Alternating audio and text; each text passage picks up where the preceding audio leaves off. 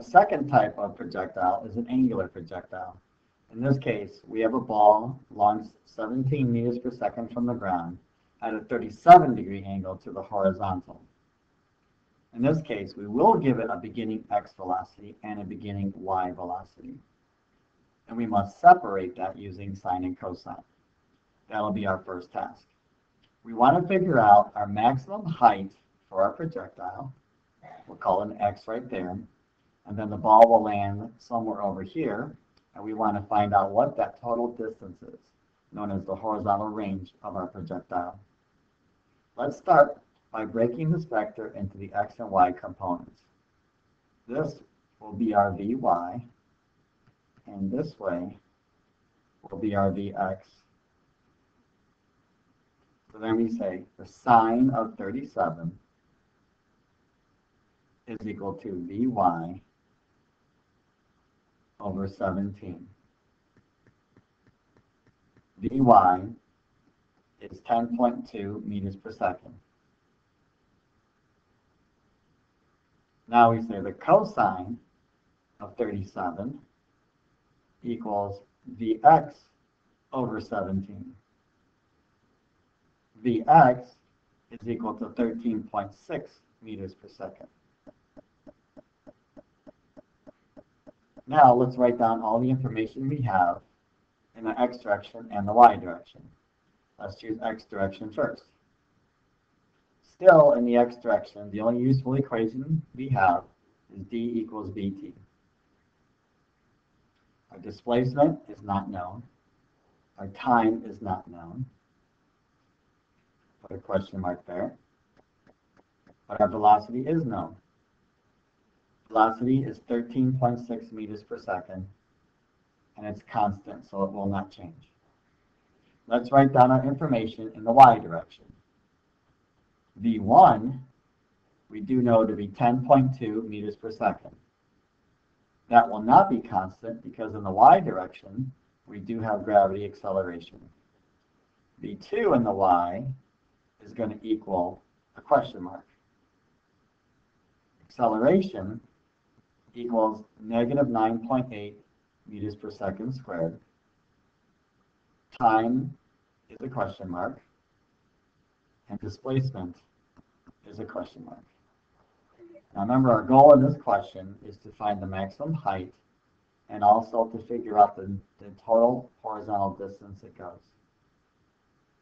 Let's start off by finding our time it takes to go from here, the bottom, all the way up to the top of our parabola, which is the maximum height.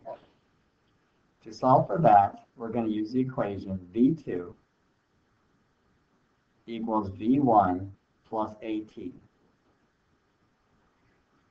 Now we will choose a velocity equal to 0 meters per second because that is the velocity where we're at maximum height. 0 is equal to 10.2 plus a negative 9.8 multiplied by t.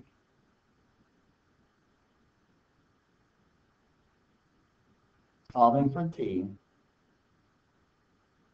we get a value of 1.04 seconds.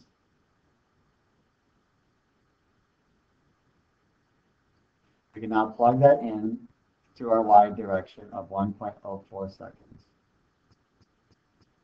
When we plug that into the x direction, we have to remember we start here, go up to the maximum height, and then end here at the very bottom. So from here to the maximum height is only half a parabola. The second half of the parabola would occur at the same time interval as the first.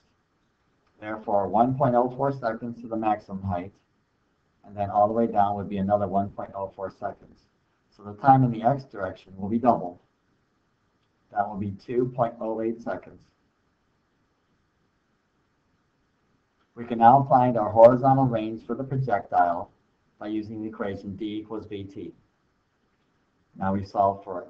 D is equal to 13.6 multiplied by 2.08.